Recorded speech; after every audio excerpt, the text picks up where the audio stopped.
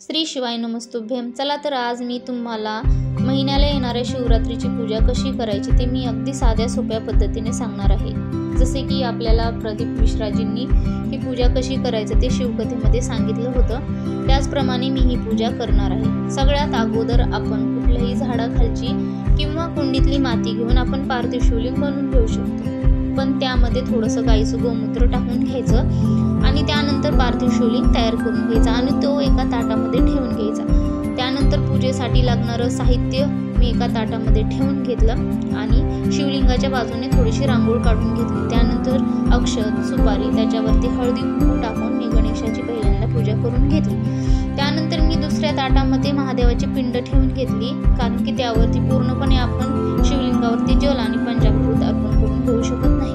आणि मी पहिल्यांदा शिवलिंगाची पूजा करून घेतली आणि त्यानंतरच महादेवाची पूजा करून घेतली। पहिल्यांदा शिवलिंगावरती पंचामृत अर्पण करून घेतले, त्यानंतर महादेवाच्या पिंडीवरती आणि नंतर थोडंसं जल आणि त्यानंतर महादेवाच्या पिंडीवरती 1 लोटा जल अर्पण करून घेतला। त्यानंतर महादेवाची पिंड पूर्णपणे पुसून घेतली। नंतर महादेवाची आवडती सगळ्यात विभूती महादेवाला लावली, नंतर शिवलिंगालाही लावली आणि गुलाल, लाल चंदन, पिवळे चंदन असं महादेवाला जे काही माझ्याकडे साहित्य अवेलेबल होतं त्याचप्रमाणे मी सगळं साहित्य महादेवाच्या पिंडीला लावून घेतलं। म्हणजेच हळदी कुंकू, गणेशाचे स्थान, आपल्या कार्तिकेयाचे स्थान, अशोक सुंदरी माताचे स्थान यांना मी हळदी कुंकू अर्पण करून घेतलं।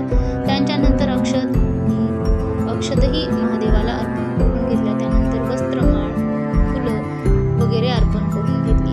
त्यानंतर आपल्या महादेवाचे सगळ्यात आवडते पान म्हणजेच बेलाचे पान मी महादेवाला अर्पण करून घेतले। नंतर पांढरे फूल महादेवाला शिवलिंगाला अर्पण करून घेतले।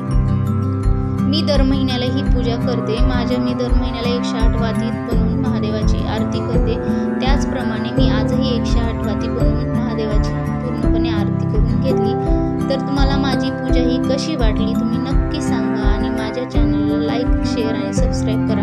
आणि तुम्हाला जर आणखीन काही माहिती हवी असेल तर मला नक्की कमेंटमध्ये सांगा आणि माझ्या चॅनलला सबस्क्राईब करा।